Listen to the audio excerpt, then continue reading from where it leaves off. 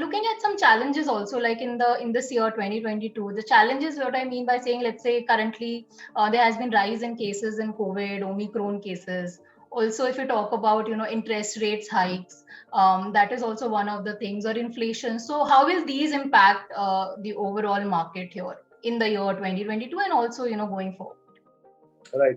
So I think at this point, if you think of the market, and these are the two main worries. One is this entire talk about policy normalization, and second, obviously, COVID just sort of stops to go away, refuses to go away.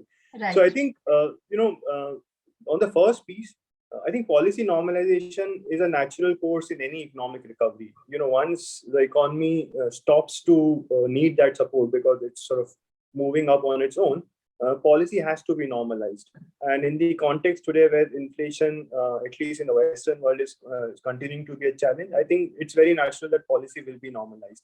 Now, in that context, I think one thing that's very obvious from a market standpoint is that valuations will get derated. Because when bond yields are low, valuations tend to go up. When bond yields start rising, valuations tend to derate.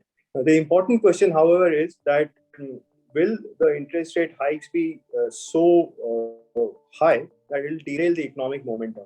And on that front, our view is that if you look at the Western world, the government debt to GDP is at record highs. I mean, it's never been as high except for World War II. So very clearly, they would want to inflate that debt away. So they will want some inflation and some real GDP growth, so that that debt to GDP ratio over a period of time becomes more and more sustainable. So, which is why our base case is that yes, policy will be normalized, but the policy normalization will be significantly below economic recovery. And to that extent, the other way to put this is that we expect policymakers to normalize, but to stay behind the curve. And if that happens, the economic momentum might still get sustained. The second aspect of this entire COVID dynamic is that COVID has acted as a circuit breaker of sorts. So whatever fiscal and monetary stimulus that the Western world unleashed, emerging economies didn't get the commensurate benefit of it because there were these restrictions on people moving, on goods moving, and so on. And as a result, emerging economies didn't benefit to the extent that they would usually do with such a large stimulus coming from the West.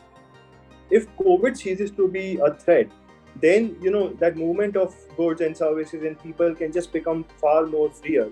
And then you could actually have a scenario where even with central banks normalizing monetary policy, because of this movement, easy movement, you can actually have money supply actually grow. And to that extent, emerging market economies can still benefit even with central banks normalizing policy. So I think that obviously is contingent on how COVID plays. But if anything, the current base suggests that COVID is losing its lethality to some extent. And that severity, if it continues to go down, then at some point in 2022, hopefully, it will cease to be the risk that it has been so far. And then, even with the sort of valuation derating that comes along with policy normalization, the economic momentum can be strong enough for markets to still trend higher. But as I said earlier, you should still continue bracing yourself for high volatility. So it can be an uptrending market, but with lots of turbulence around it. Okay, so a lot of turbulence is what we can expect from the market now.